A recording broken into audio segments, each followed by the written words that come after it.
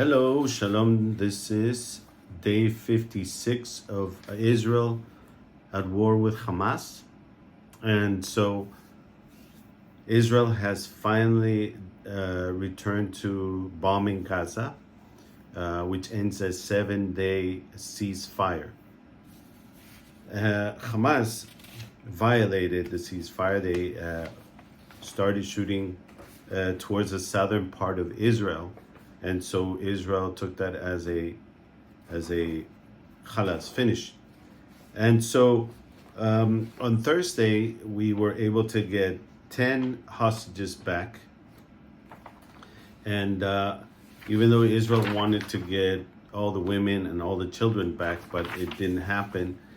And so now we still have close to 140 hostages left there, and their lives is pretty much uncertain what's going to happen. So Israel has to continue their mission, which is to eliminate Hamas and to find the hostages and bring them home safely. We've had some hostages back, some of them children, and it's pretty sad that they report that Hamas obligated them to watch some of the massacre videos of the massacre. They were forced to watch it, and if they started crying, they were stopped from crying by pointing a gun at them. So it's pretty crazy. That's abuse on the Israeli children. So we had Antony Blinken here again. Unfortunately, he comes to Israel pretending to he says that Israel, the United States is backing up Israel on this fight, but yet he comes here with a whole bunch of demands on what Israel's supposed to do and Israel is not supposed to do. But the Prime Minister of Israel said, this is the same Hamas that committed a massacre on October 7th. This is the same Hamas that tries to assassinate us from all sides. I swore that Hamas would be eliminated. These are my words.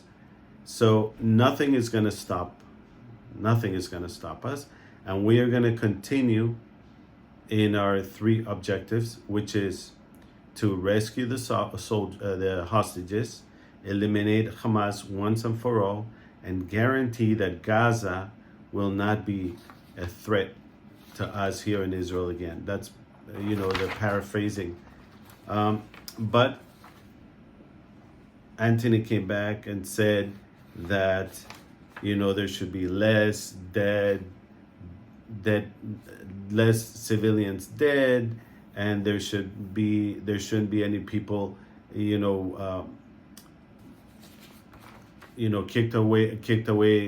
kicked out away from their homes, from Gaza, southern part of Gaza. But in exchange for the children, the hostages that we got, they're children, innocent men, women, and senior citizens. They're innocent because they never committed any crime. They were just taken as hostages into Gaza. And in exchange for them, they've gotten up to 200 prisoners. They were in Israeli prisons, and they were freed in exchange. So it was one hostage for 3 prisoners. So you can't compare these innocent people, the innocent children, innocent older men and women, to prisoners. Some of these prisoners are as young as 16, 14, whatever, but they were convicted criminals, you can say terrorists, because they were involved in stabbing, they were involved in shootings, they were involved in trying to kill or murder somebody. So these prisoners are not innocent. There's a reason why they were in prison. So Antony Blinken also says that the Palestinian Authority should be considered as a partner for peace, and he wants Israel to, once Israel eliminates Gaza or eliminates Hamas, Anthony Blinken wants Israel to give Gaza to the Palestinian Authority, and the president of the Palestinian Authority is Mahmoud Abbas. However, this already happened in 2005. In 2005, Israel withdrew from Gaza, and the Palestinian Authority was supposed to, govern there. And what happened was that Hamas was voted in, because there was a general election, democratic voting, and the people chose Hamas, and so Hamas took over violently, killing people from the PA, from the Fatah party, which is also, so let's see. The president of Fatah is Mahmoud Abbas, who's the president of the Palestinian Authority, who is the one that supposed to control the West Bank, as the West calls it, Judea and Samaria, and was supposed to control Gaza. He lost control of Gaza. Hamas took over, and Hamas violently took over Gaza and even killed some people from the Fatah party. That's what's happening. Anthony Blinken wants Israel to give Gaza again to the Palestinian Authority, but Israel does not want to, make the same mistake twice. It's already done. We tried that. We gave it to the Palestinian Authority, and this is what we got. We don't want the Palestinian Authority in control of Gaza. That is it. That's what the Israeli people don't want, and they don't want Hamas. They don't want the PA. We're going to see. The Prime Minister has said that Israel will be in control, and I think that the idea is to create a government made up of different Arab countries to govern Gaza. We will see what happens. So it's a lot of stuff that's going on. From the very beginning, or even now, but it's been the Hamas, and even the people from the Palestinian Authority, or the Fatah, the organization group called Fatah, the terrorist group. They've been calling for the liberation of Palestine from the river to the sea. And what does that mean? It means what's between the two water bodies, the Jordan River and the Mediterranean Sea.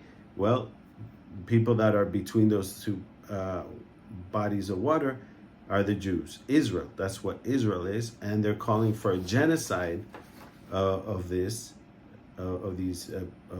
Jews in Israel, and we see that being chanted all over the world, pretty much, in London, in several cities in the United States, even some members of Congress in the U.S., some in Colombia, as well as I saw also.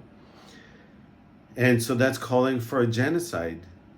It's the same thing that they were accusing Israel of doing in Gaza, committing genocide, which is not true, because Israel is not just bombing the heck out of the people in Gaza. They're trying to minimize the death of the civilians. And in fact, they've called for them to go from the northern part of Gaza to the southern. They opened up a road for them to go down to a security zone that they established.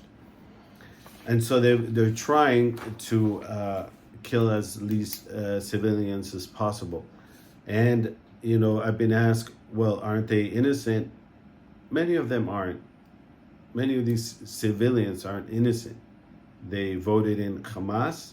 They support Hamas.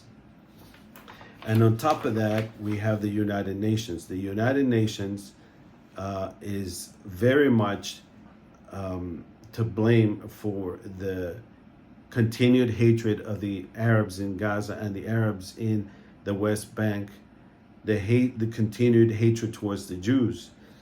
In fact, one of the hostages that was in Gaza was held in the home of a teacher from UNRWA. He had him in a basement. According to the sources that we have, he barely gave this one of these kids, I think it was a child, he barely gave him food, barely gave him something to drink. And also, there was a doctor, a children's doctor, that had another hostage. So these are really crazy things that are going on there. Also, I wanted to talk to you about the terror attack that we had yesterday at the entrance of Jerusalem. 16 people were injured, 3 civilians were killed, and this was done by 2 terrorists. And I think, one of the terrorists, or they're saying that these terrorists were part of Hamas. One of them had an M16, the other one had just a pistol. The soldier that took him down, that killed these terrorists, was actually a soldier that had just been released from Gaza for 12 hours, from the Israeli army for 12 hours. He came to Jerusalem for 12 hours, and he was just at the bus stop waiting for a bus so he could go back to Gaza to, join his battalion or his division or his army, to go back into this the mission, the war mission that we have in Gaza. So he was one of the ones that he was the one that killed the terrorists. This is crazy. So we had 7 days of ceasefire. Hamas violated the ceasefire by killing several Israelis, and so now we're back in bombing Israel, Gaza, trying to find the hostages, trying to eliminate the terrorists, terrorist group Hamas. And so we need to keep praying for wisdom, because this ceasefire, during the time of ceasefire, the terrorists were able to regroup, to kind of like get together, and so they used it for their benefit against Israel. And so Israel hopefully took this time also to regroup it also, and try to figure out the best way possible. However, some of the civilians that had been moved, or that had moved from the northern part of Gaza to the south, they were encouraged by Hamas to go back to their homes in the northern part of Gaza. So that's a problem, because Israel had already cleared all that area. From what I hear is that Hamas also took this time to booby trap some of these places that had already been cleared by Hamas. That's pretty much it of what's really what's happening around here. I wanted to also mention before I go, the world chants, more humanitarian aid.